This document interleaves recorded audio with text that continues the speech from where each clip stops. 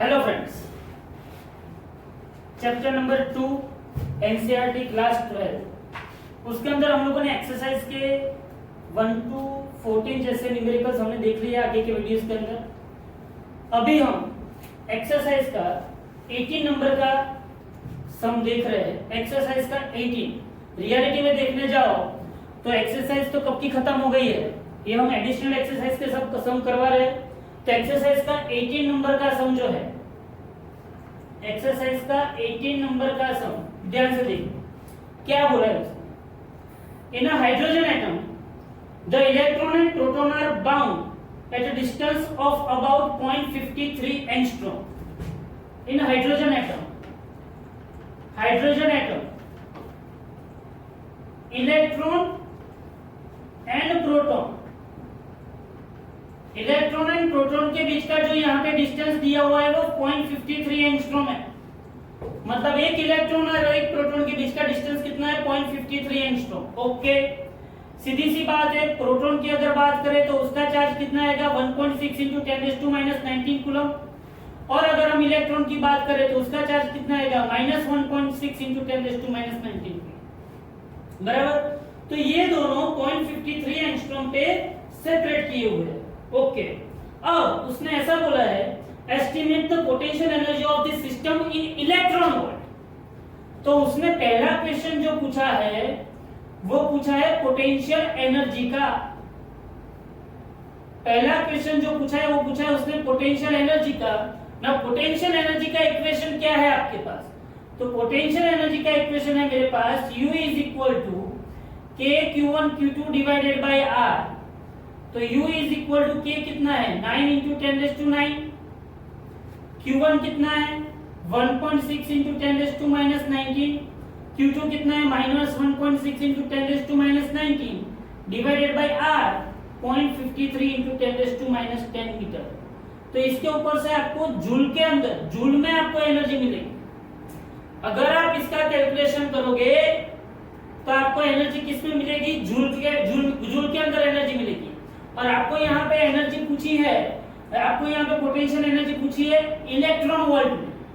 तो आपको electron volt क्या है वो पता होना चाहिए। इलेक्ट्रॉन वोल्ट क्या है? Electron volt is nothing but unit of energy, another unit of energy. जब भी आप एटॉमिक लेवल पे, मॉलिक्यूलर लेवल पे, सब एटॉमिक लेवल पे अगर आप बात करते हो, न्यूक्लियस के लेवल पे अगर आप बात करते हो तो आपको एनर्जी को जूल में रिप्रेजेंट करना नहीं है, आपको एनर्जी को इलेक्ट्रॉन वोल्ट में रिप्रेजेंट करना है। और इलेक्ट्रॉन वोल्ट जो है 1 इलेक्ट्रॉन वोल्ट मतलब एनर्जी गेन बाय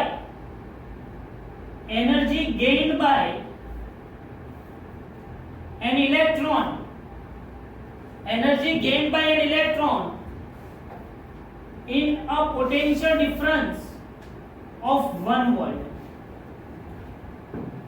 मतलब कि अगर आपने यहाँ पे पॉजिटिव और यहाँ पे नेगेटिव इलेक्ट्रिक फील्ड प्रोवाइड की और यहाँ पे पोटेंशियल डिफरेंस 1 वोल्ट का है, और अगर आपने यहाँ पे इलेक्ट्रॉन को रखा, किसको रखा? इलेक्ट्रॉन को रखा, तो इलेक्ट्रॉन माइनस की ओर जाएगा कि प्लस की ओर?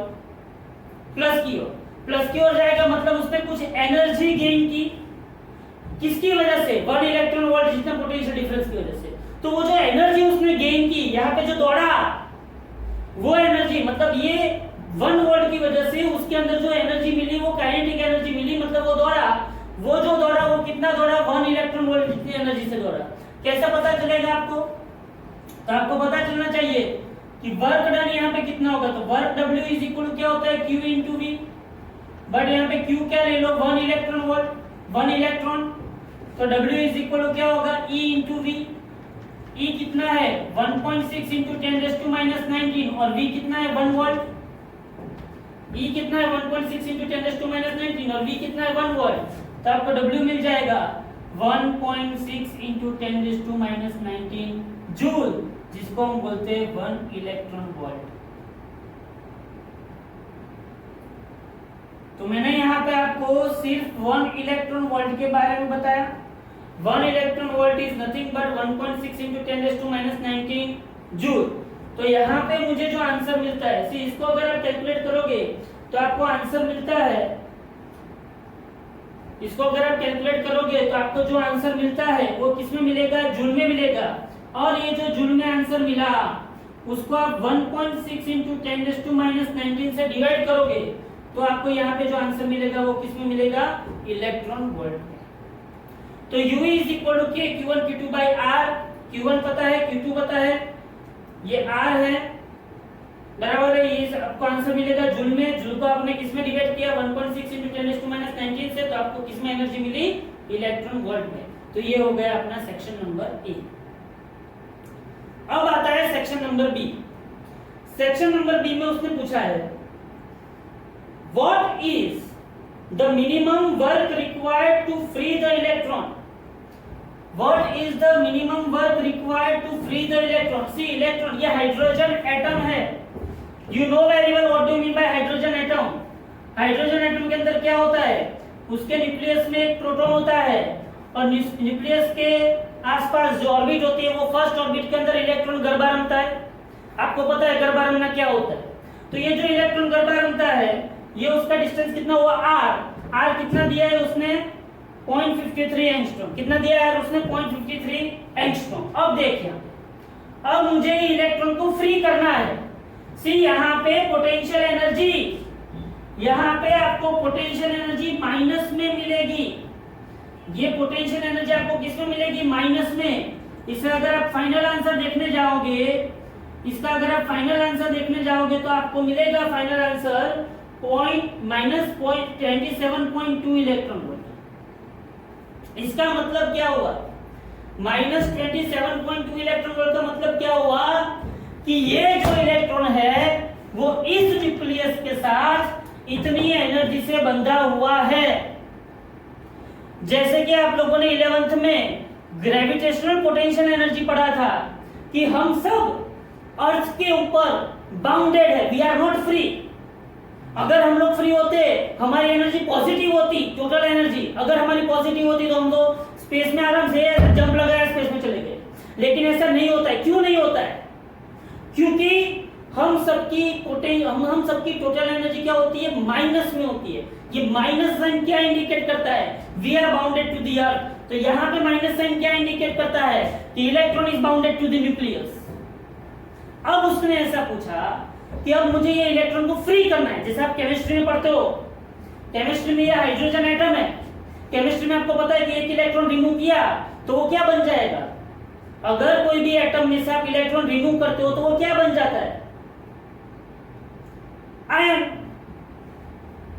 एटम में से इलेक्ट्रॉन को रिमूव करते हो तो वो क्या बन जाता है, आयन बन जाता है।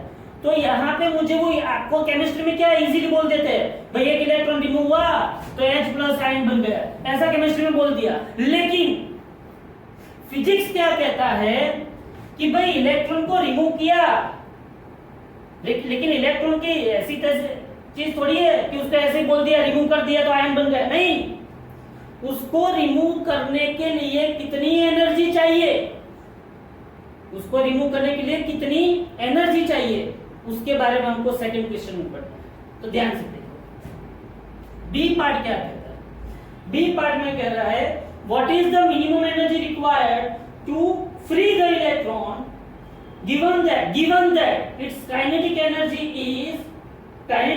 is half the magnitude of potential energy. Given that kinetic energy of electron is half the magnitude of potential energy. बोलो, ये स्टेटमेंट समझ में आना चाहिए। फिर से लिख रहा हूं, kinetic energy is equal to half of the potential magnitude of potential energy, ऐसा गिवन है। तो we have given that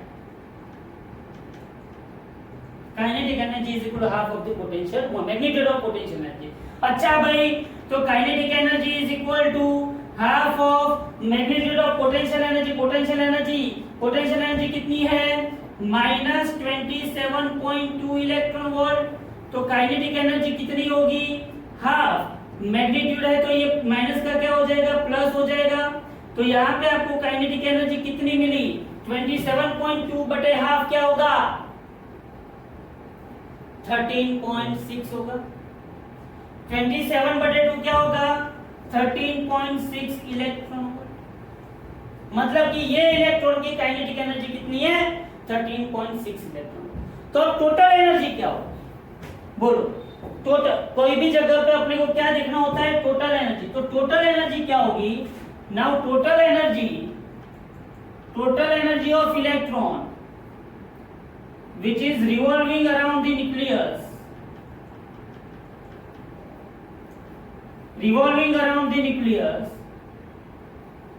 total energy क्या होगी। तो total energy is equal to kinetic energy plus potential energy. ये तो आपको पता है कोई भी टोटल एनर्जी होती है वो काइनेटिक एनर्जी और पोटेंशियल एनर्जी का समेशन होता है। तो total energy is equal to भाई total energy is equal to kinetic energy कितनी है मेरी 13.6 इलेक्ट्रॉन वोल्ट। याद रखना काइनेटिक एनर्जी नेगेटिव नहीं होती है क्योंकि काइनेटिक एनर्जी खुद 1/mv² है बराबर है। तो पोटेंशियल एनर्जी क्या है मेरे पास -27.2 इलेक्ट्रॉन वोल्ट। बोलो तो यहाँ पे क्या होगा total energy is equal to 13.6 electron volt minus 27.2 electron volt. तो total energy is equal to कितनी आएगी 27.2 में से 13.6 गया तो कितना आया 13.6 कितना आया -13.6 इलेक्ट्रॉन वोल्ट। इसका मतलब ये हुआ we have to free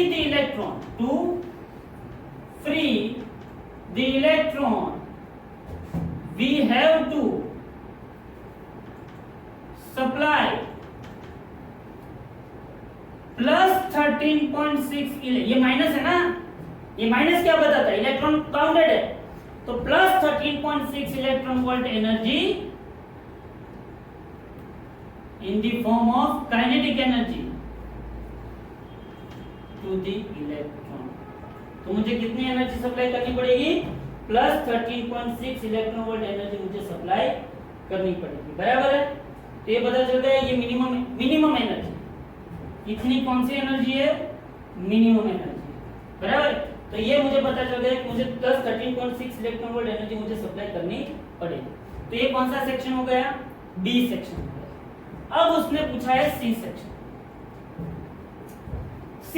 उसने क्या पूछा है इस पॉइंट पे जब हमने देखा कि पोटेंशियल एनर्जी फाइंड आउट की तो एक्चुअली यहाँ पे पोटेंशियल एनर्जी का डिफरेंस। अब सी सेक्शन उसने पूछा हुआ है। सी सेक्शन क्या है सी सेक्शन में उसने ऐसा पूछा है कि जब हमने रेफरेंस यहाँ पे जैसे हमने लिया था कि रेफरेंस पॉइंट पे हमने पोटेंशियल क्या लिया था 0 पोटेंशियल एनर्जी क्या ली थी हमने 0। लेकिन उसने ऐसा पूछा कि एक बार वो 0.53 एंगस्ट्रॉम पे है और दूसरी बार उसने दिया हुआ है 1.06 एंगस्ट्रॉम पे। तो यहाँ पे आएगा R1 is equal to 0.53 angstrom और R2 इज इक्वल टू क्या आएगा 1.06 एंगस्ट्रॉम। तब जाके उसकी चेंज इन पोटेंशियल एनर्जी क्या होगी। तो change in potential energy U मतलब delta U is equal to U1 minus U2 अगर आप ले लो तो आपको मिलेगा KQ1 Q2 by R1 minus KQ1 Q2 by R2। K आपको पता है 9 × 10⁹ Q1 Q2 दोनों में से क्या निकल जाएंगे कॉमन निकल जाएंगे। R1 कितना है 0.53 एंगस्ट्रॉम R2 कितना है 1.06 एंगस्ट्रॉम। तो आपको चेंज इन पोटेंशियल एनर्जी मिल जाएगा। चेंज इन पोटेंशियल एनर्जी का आपको आंसर मिलेगा -13.6 इलेक्ट्रॉन वोल्ट। क्या मिलेगा आपको -13.6 इलेक्ट्रॉन। तो ये पूरा 18 नंबर का सम है बराबर है। इसमें 3 सेक्शन है। 3 सेक्शन के अंदर पहले सेक्शन के अंदर हमने जब रेफरेंस पोटेंशियल एनर्जी 0 ली थी तब हमने पोटेंशियल एनर्जी फाइंड आउट की। फिर बी सेक्शन के अंदर हमको ऐसा बोला कि भाई काइनेटिक एनर्जी कितनी होगी। तो भाई kinetic energy is equal to half of the magnitude of the potential energy. तो हमने काइनेटिक एनर्जी ढूंढी उसके बाद हमने टोटल एनर्जी ढूंढी। Total energy is equal to kinetic energy plus potential energy और this much amount of energy must be given to the electron to free from the atom. Okay और C section के अंदर हमको 2 point दिए हैं एक R1 और एक R2। तो तब हमको जो पोटेंशियल एनर्जी का क्या मिलता है डिफरेंस मिलता है। ओके, तो ये हमारे पास आ गया एक्सरसाइज का 18 नंबर का सम। एक बार अच्छी तरह से देख लो, देखे बिना उतारो, बराबर। चलो ये एक्सरसाइज का 18 नंबर का सम हो गया। अब एक्सरसाइज का आता है 19 नंबर का सम। बहुत बढ़िया सम है, बहुत बढ़िया सम एक्सरसाइज का 19 नंबर का। ध्यान से देखो, एक्सरसाइज का 19 नंबर का सम क्या है। उसमें ऐसा बोला है कि H2 मॉलिक्यूल, H2 मॉलिक्यूल, बोला H2 मॉलिक्यूल मतलब कौन मुझे बताएगा कि H2 मॉलिक्यूल में कितने प्रोटॉन होते हैं और कितने इलेक्ट्रॉन होते हैं, कोई बता सकता है भाई? H2 मॉलिक्यूल के अंदर कितने प्रोटॉन होते हैं और कितने इलेक्ट्रॉन होते हैं? एक्सरसाइज का 19। ये H2 मॉलिक्यूल है, क्या है? मॉलिक्यूल। सीधी सी बात है, H2 मॉलिक्यूल। अब देखो, एक हाइड्रोजन एटम होता है, उसके अंदर एक प्रोटॉन और एक इलेक्ट्रॉन। वापिस एक हाइड्रोजन एटम ले लो, H2 मतलब दो हाइड्रोजन एटम, तो वापिस एक प्रोटॉन और क्या आएगा? एक इलेक्ट्रॉन। तो टोटल कितने प्रोटॉन हुए? 2 प्रोटॉन और 2 इलेक्ट्रॉन हुए। ये H2 मॉलिक्यूल। अब उस बंदे ने ऐसा पूछा है कि H2 मॉलिक्यूल जो है उसको उसने H2 प्लस आयन बनाया। H2 मॉलिक्यूल को H2 प्लस आयन हम कैसे बना सकते हैं? H2 मॉलिक्यूल को H2 प्लस आयन हम कैसे बना सकते हैं? एक इलेक्ट्रॉन रिमूव कर दिया, रिमूविंग 1 इलेक्ट्रॉन। एक इलेक्ट्रॉन रिमूव कर दिया तो H2 प्लस आयन के पास क्या क्या बचेगा? एक प्रोटॉन, वापिस एक प्रोटॉन और वापिस एक इलेक्ट्रॉन बचेगा। बोलो, पता चला? टोटल 2 प्रोटॉन 2 इलेक्ट्रॉन थे, उसमें से एक इलेक्ट्रॉन चला गया तो 2 प्रोटॉन बचे और एक इलेक्ट्रॉन बचा, मतलब 3 चीज बची अपने पास। अच्छा भाई, तो ये H2 प्लस आयन जो है उसमें उसने ऐसा बोला है कि 2 प्रोटॉन के बीच का डिस्टेंस 1.5 एंगस्ट्रॉम है। 2 प्रोटॉन के बीच का डिस्टेंस 1.5 एंगस्ट्रॉम, और जो एक इलेक्ट्रॉन बचा तो प्रोटॉन एंड इलेक्ट्रॉन के बीच का डिस्टेंस 1 एंगस्ट्रॉम। 2 प्रोटॉन के बीच का डिस्टेंस 1.5 एंगस्ट्रॉम है और प्रोटॉन एंड इलेक्ट्रॉन के बीच का डिस्टेंस कितना है? 1 एंगस्ट्रॉम है।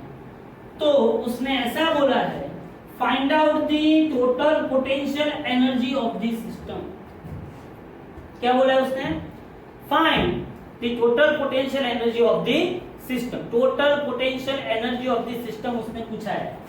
अब देखें, सीधी सी बात है, प्रोटॉन के लिए हम क्या लिखेंगे? Q1 is equal to 1.6 into 10 raised to minus 19 coulomb, और इलेक्ट्रॉन के लिए हम क्या लिखेंगे? Q2 is equal to minus 1.6 into 10 raised to minus 19। इसको 1 नाम दे दो, इसको 2, इसको 3। टोटल पोटेंशियल एनर्जी, भाई टोटल पोटेंशियल एनर्जी उसने पूछा है, सिंपल सी बात है। बोलो, इसके कपल बनाओ, कपल बनाओ। 1 का 2 के साथ बनेगा, हाँ भाई, 1 का 3 के साथ बनेगा और 1 का 1 के साथ। वैसे 2 का 1 के साथ, 2 का 2 के साथ, 2 का 3 के साथ। ऐसा याद करो, मैं 11th में ग्रेविटेशन चैप्टर में न्यूमेरिकल में किया था। 1 1 1 2 1 3, 2 1 2 2 2 3, सिमिलरली 3 1 3 2 3 3, बराबर। क्या खुद कभी खुद के साथ कपल बना सकते हो? नहीं। तो 1 1 गया, 2 2 गया, 3 3 गया। 1 2 है तो 2 1 भी गया, 1 3 है तो 3 1 भी गया, और 2 3 है तो 3 2 भी गया। तो पॉसिबिलिटी कितनी बची? बराबर। तो total potential energy of the system, total potential energy of the system U is equal to, बोलो, U12, U13 and U23। U12 U13 and U23। तो U इज इक्वल टू, बोलो U12 क्या होगा? U12 मतलब पोटेंशियल एनर्जी का equation क्या है? U is equal to K Q1 Q2 by R। तो 12 में क्या आएगा?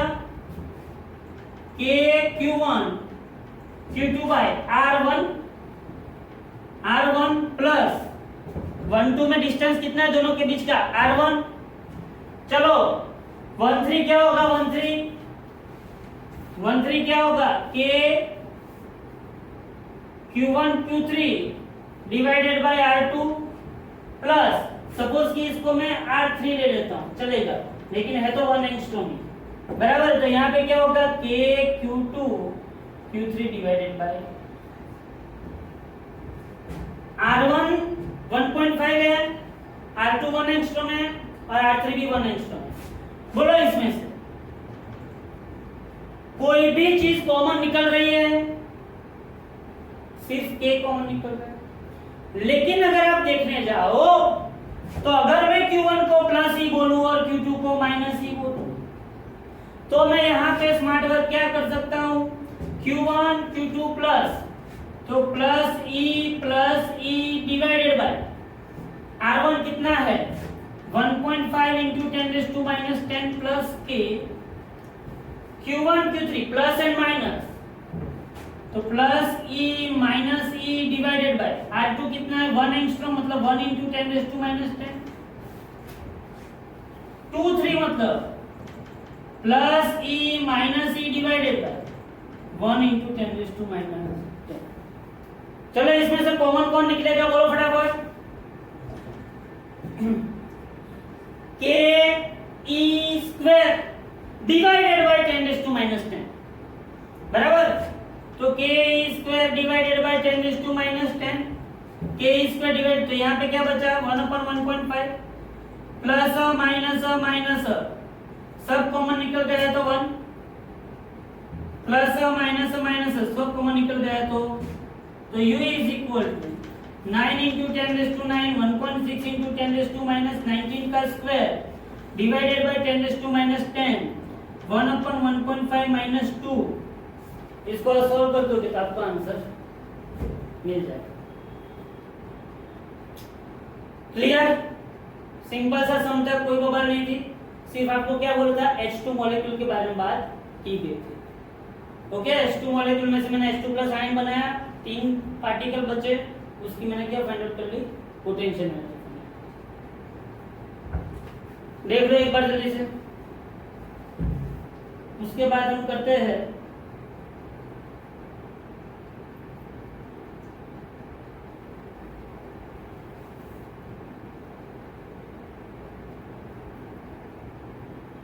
एक्सरसाइज का 20 नंबर का। ये कौन सा था? 19। अब हम करते हैं एक्सरसाइज का 20 नंबर वाला सम। ये सम मैंने आगे कोई वीडियो के अंदर एक्स्ट्रा JEE नीट के अंदर जब चलाया था तब हो गया था ये सम, बराबर है। तो यहाँ पे देखो एक्सरसाइज का 20 नंबर वाला सम।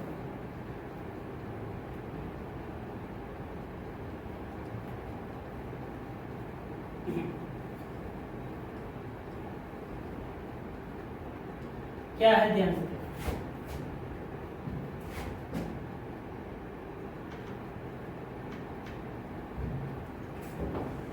दो स्फीयर है, एक स्फीयर का रेडियस, दो कंडक्टिंग स्फीयर है, एक स्फीयर का रेडियस है A और दूसरे स्फीयर का रेडियस है B। टू स्फीयर्स, एक स्फीयर का रेडियस है A, दूसरे स्फीयर का रेडियस है B, और दोनों स्फीयर को कंडक्टिंग वायर से कनेक्ट किया हुआ है।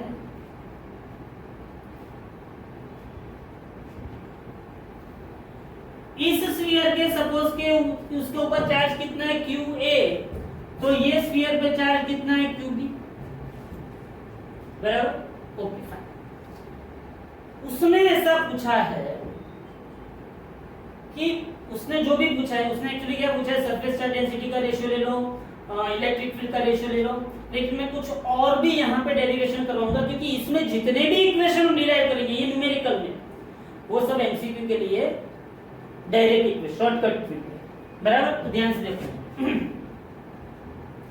तो उसने क्या किया, उसने क्या पूछा है कि इलेक्ट्रिक फील्ड का रेशियो ढूंढो। लेकिन पहले मैं एक बात बताना चाहता हूँ, ये बात समझ लो कि भगवत गीता में लिखी हुई है। आपको कभी भी आपको कुछ कोई भी पूछे तो आपको ये बात जैसे आपके मुंह से गाली निकलती है वैसे ही निकलनी चाहिए। ध्यान से देखना, समझना।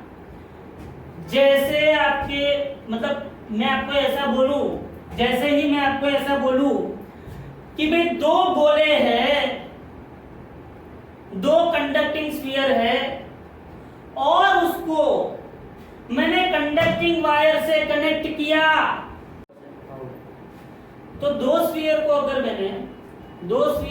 मैंने कंडक्टिंग वायर से कनेक्ट किया तो क्या होगा? When two charged spheres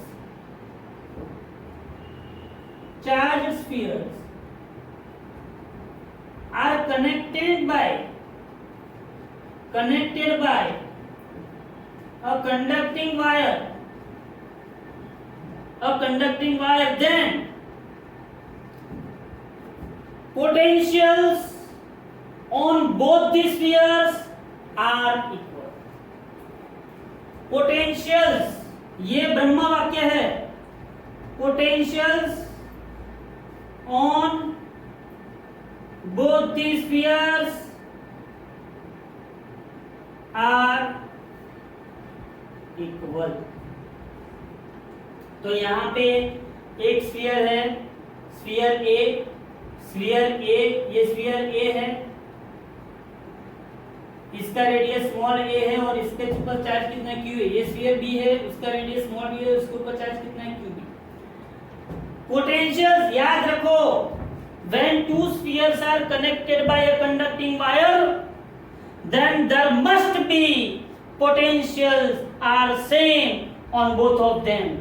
जैसे आपके मुंह से गाली निकलती है वैसे ये निकलना चाहिए। कभी भी ऐसा है कि दो स्फीयर के बीच में मैंने कंडक्टिंग वायर कनेक्ट किया तो आपको पता होना चाहिए। अब देखो,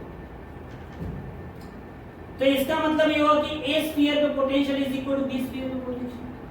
अब पोटेंशियल का इक्वेशन क्या है? के क्यू बाई आर। आर मतलब यहाँ पे क्या होगा? ये याद रखना, इस ए को और इस ए को उड़ाना मत। ये क्या दी इंडिकेट कर, ये क्यू के नीचे सबस्क्रिप्ट है क्यू ए, मतलब charge on A is equal to K Q B divided by K ने के को मारा। अब यहाँ पे देख, Q A by A is equal to Q B by B. अब क्या मैं इसको ऐसे लिख सकता हूं? Q A by Q B is equal to A by B. क्या मैं इसको ऐसे लिख सकता हूं? Q A by Q B is equal to A by B. मैं लिख सकता हूं कि नहीं लिख सकता हूं? लिख सकता हूं। अब सोच, अब मैं क्या करूं? अब आप लोगों को कंपोनेंडो डिविडेंडो पता था, हाँ?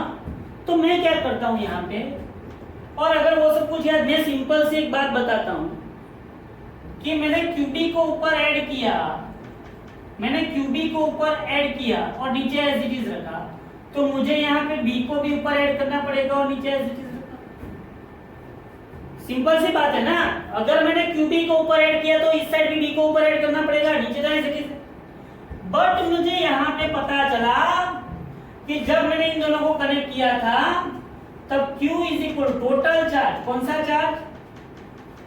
Total charge Q is equal क्या आया था? QA plus QB। इसको दे दो equation number. Total charge Q is equal क्या है? QA plus QB। तो बोलो QA plus QB is equal क्यों लिख सकता हूं?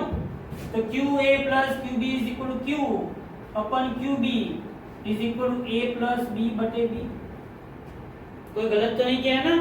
बराबर, A प्लस B बटे B। तो मैं QB को सब्जेक्ट ऑफ इक्वेशन बनाऊं तो Q into B upon A plus. तो अगर आपको ऐसा पूछे एमसीक्यू में, कैसे दो चार्ज स्फीयर है, इसके ऊपर 50 माइक्रोकूलम चार्ज है, इसके ऊपर 20 माइक्रोकूलम चार्ज है, फिर जब मैंने दोनों को कनेक्ट किया कंडक्टिंग वायर से, तो अब उसके ऊपर इंडिविजुअल चार्ज कितने होंगे? After connecting this sphere charge will be this. See, पहले ही जो QA एंड QB था ना, Q and QB वो पहले था, after connecting this way charge is this. Okay, अब बोलो अगर मुझे QB मिल गया तो क्या मुझे QA मिलेगा? कैसे? यहां पे लिख देना इक्वेशन नंबर 1 के। Now equation number 1, Q is equal to क्या है? QA plus QB। तो बोलो QA इज इक्वल टू क्या होगा? Q minus QB। तो बोलो QA is equal to Q और QB कितना है? Q इंटू B अपन A प्लस B। तो QA is equal to Q common निकाला 1 माइनस B अपन A प्लस B। बोलो अब क्या होगा? तो QA इज इक्वल टू क्या होगा? Q into A plus B minus B अपन A प्लस B, B ने B को मारा तो QA is equal to Q into A अपन A प्लस इंडिविजुअल चार्ज मिला। अब मुझे यहाँ पे क्वेश्चन में क्या पूछा है? इलेक्ट्रिक फील्ड का रेशियो पूछा है। किसका रेशियो पूछा है मुझे? इलेक्ट्रिक फील्ड का। नाउ इलेक्ट्रिक फील्ड मुझे चाहिए, बराबर है, लेकिन वापस मैं यहाँ पे लिखता हूं but we know that VA is equal to VB, VA is equal to VB, ये मुझे पता है। वापस मैं ये इक्वेशन लिखता हूं VA is equal to VB, तो KQA by A is equal to KQB by B। K cut नहीं, अभी K कट नहीं करना। अब देख, लेफ्ट हैंड साइड को A से मल्टीप्लाई करो और A से डिवाइड करो। लेफ्ट हैंड साइड को क्या करो? A से मल्टीप्लाई A से डिवाइड। राइट हैंड साइड को क्या करो? B से मल्टीप्लाई बाय B से डिवाइड। तो ये क्या हुआ? KQ by A square. ये क्या हुआ? KQ by B square.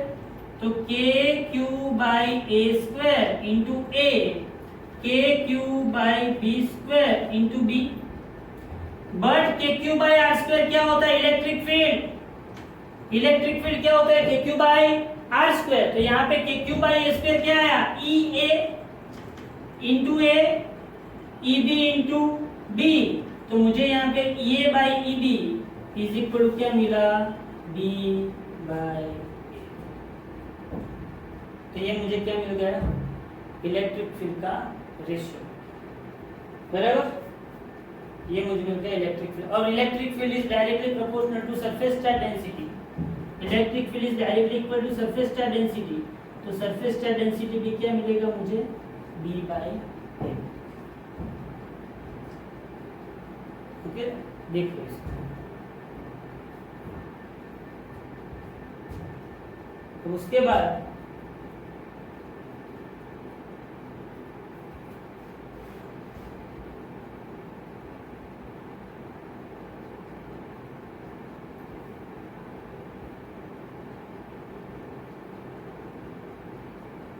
थोड़ा इजी सा सम ले लेता हूँ। 22 नंबर का लास्ट सम ले लेता हूँ, इजी है का। सिंपल सम है 22 नंबर का last some.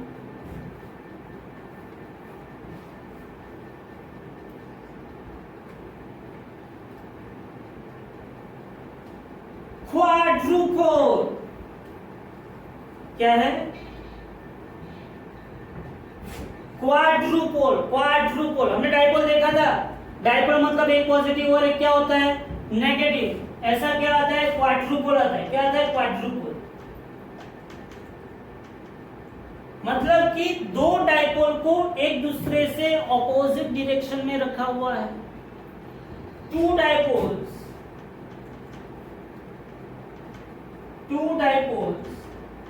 Are arranged in opposite direction linearly। उसको मैं क्या बोलता हूं? क्वाड्रुपोल। क्यों क्वाड्रुपोल? डाइपोल मतलब दो चार्ज, क्वाड्रुपोल मतलब चार चार्ज। कैसे? देख, ये एक डाइपोल आ गया, इसकी डाइपोल मोमेंट ऐसे जाएगी। ये दूसरा डाइपोल आ गया, बोलो आ गया कि नहीं आ गया? इसकी डाइपोल मोमेंट यहाँ पे जाएगी और इसकी डाइपोल मोमेंट यहाँ पे जाएगी। बोलो एक डायपोल, ये दूसरा डायपोल, दो डायपोल को हमने साथ में रखा तो वो क्या बन गया, क्वाड्रुपल। रियलिटी में देखने जाओ तो माइनस माइनस साथ में रह सकते हैं, नहीं है, लेकिन अभी हमने एक इमेजिनरी सिस्टम ली है, बराबर। तो यहाँ पे प्लस क्यू माइनस क्यू तो क्या होगा माइनस 2q, और यहाँ पे क्या होगा प्लस, समझो। ये जो सिस्टम है क्वाड्रुपल, यहाँ पे इन दोनों के बीच का डिस्टेंस r है, सॉरी इन दोनों के बीच का डिस्टेंस a है, यहाँ पे भी डिस्टेंस a है, और इसको इसका ओरिजिन ले लेते हैं, समझो ध्यान से। क्वाड्रुपल सिस्टम देखी, दो डाइपोल ऑपोजिट डायरेक्शन में रखे हुए हैं, माइनस क्यू माइनस 2q होता है, उसको मैंने क्या ले लिया, ओरिजिन ले लिया। दो चार्जेस के बीच का डिस्टेंस कितना है, a है। अब उसने पूछा क्या है, find the potential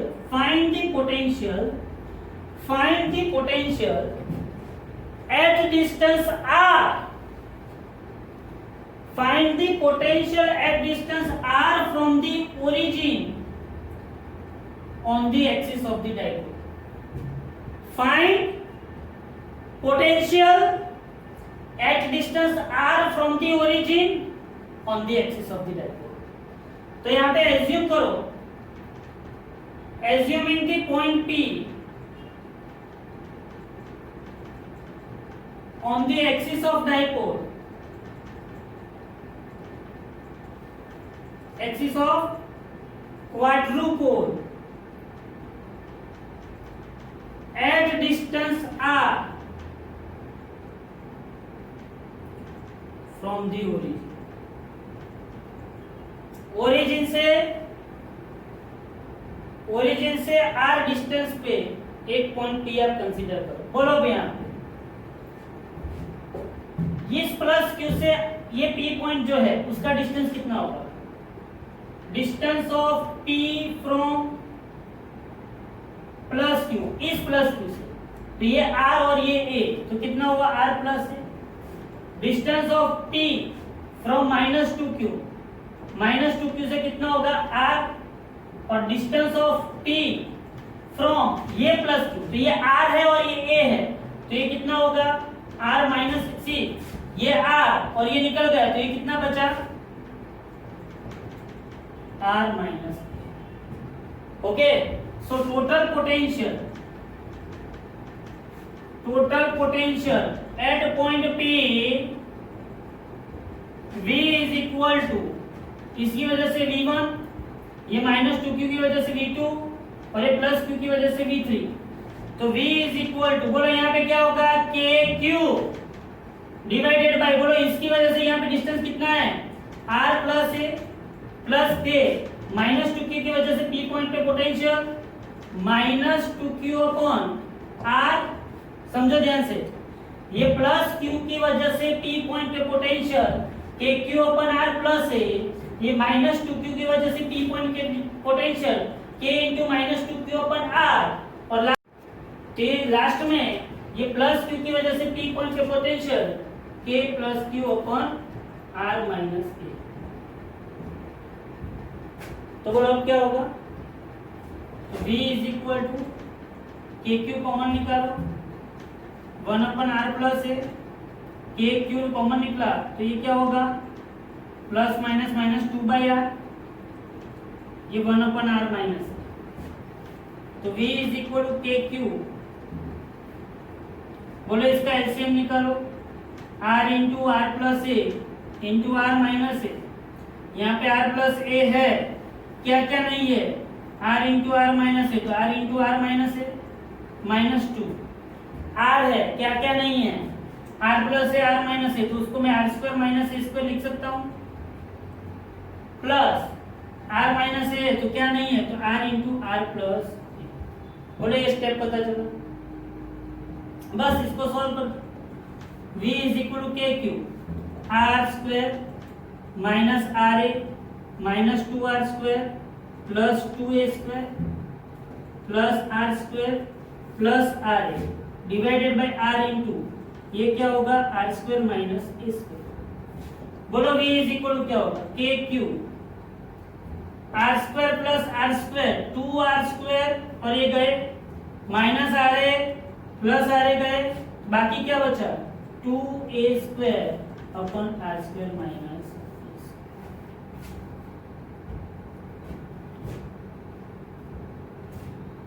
2a² upon r into r² minus a²। Okay, तो ये नॉर्मल सम था, सिर्फ आपको मैथमेटिक्स यूज करना था। ओके, तो ये 22 नंबर वाला सम हो गया। तो अभी यहाँ पे हमारा 18, 19, 20 एंड 22 हमने 4 ऐसे एडिशनल एक्सरसाइज के सम कवर किए हैं। Thank you very much.